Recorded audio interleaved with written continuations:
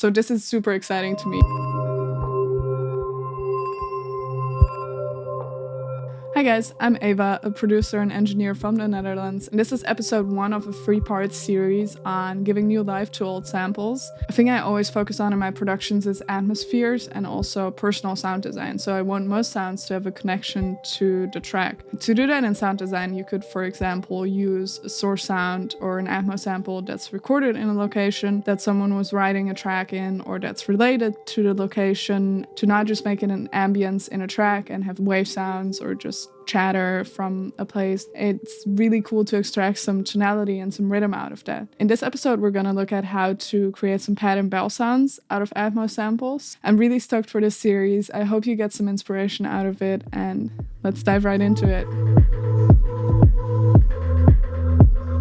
The first step to creating a pad from an atmo sample would be to select an atmo sample that we like. I'm gonna use one of mine, but there's a ton of cool ones in the Escape section if you don't have one at hand. The next thing we're gonna wanna do is turn down the harmonic and set the shift to a note we like. I'm gonna leave it somewhere here. The shift is just gonna adjust how quickly the sample plays back, which is gonna come in handy later. I'm gonna turn up the gain because these are pretty quiet. Make sure to add a limiter to see that nothing's clipping. To make it react to what we're inputting, we're going to use a note modulator and a slice EQ.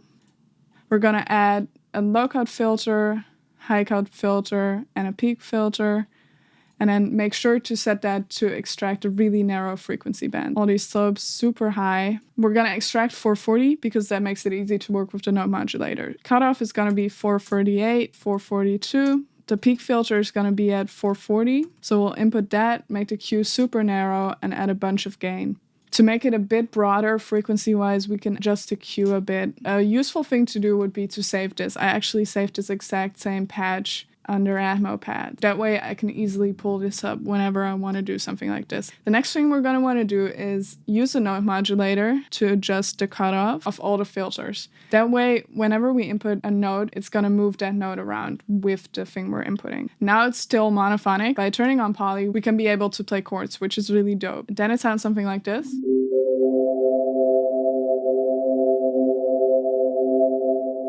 The thing I love about this is that it already has way more character than a simple sine would have. If we take that a step further by using some modulation and effects, it can become a really inspiring pad. I added an offset to make it start later, some loop points to repeat the sound, and I added some distortion and an envelope to give it a more pad-like character. After that, I added a grainy octave above, some nice reverb, and modulated those over time to give it some more movement. Here's what that sounds like.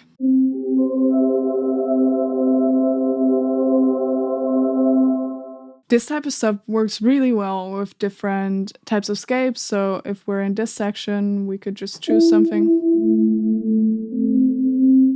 Other than that, it's also really cool with the inharmonics because they offer some different type of texture to start with. By modulating the shift of a sample, you can also create some different types of movement.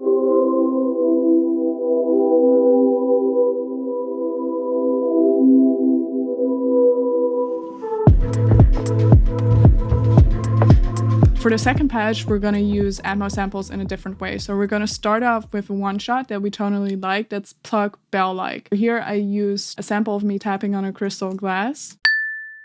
We're going to integrate slice EQ to look at the harmonic content. It's important to set the fall off to off. That way we can see the harmonic content even after the sample stops playing. The sample has some defined peaks around certain frequencies. Those are non-harmonic resonances that gives the sound its tonal characteristics. We're going to note down the highest peaks because those are going to give most of the qualities to the sound. I already prepped that here. You can just see this is 1.7, 6K, 4.5K. Once I have that, I'm going to open Faceplant, choose one of the samples I have, in this case Rain, and then you want to look at the pitch of your sounds. I pitched it up quite drastically to the 10th harmonic. It sounded best to me. Because it was pretty mellow at this point, I added distortion and another sample that's a bit lower to fill up the body. So it should sound like a mellow snare at this point.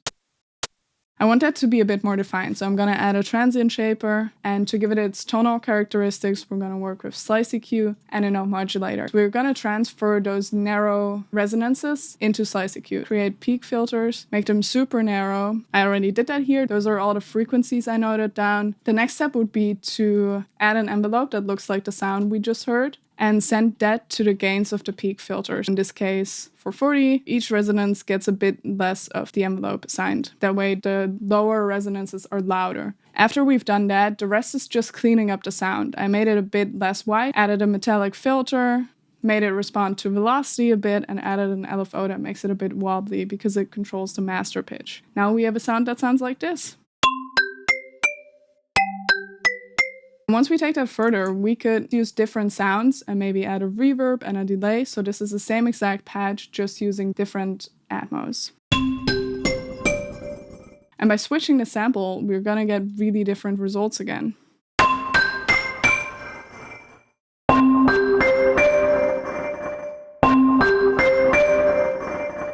They're all gonna be somewhat similar because the resonances are the same. So this is super exciting to me. Definitely experiment with this and enjoy. All right, thanks for watching. That brings me to the end of this video. Next week, we're gonna check out how to make some rhythmic patches and top loops out of Atmo samples. So if you enjoyed this, make sure to check that out. And until next time.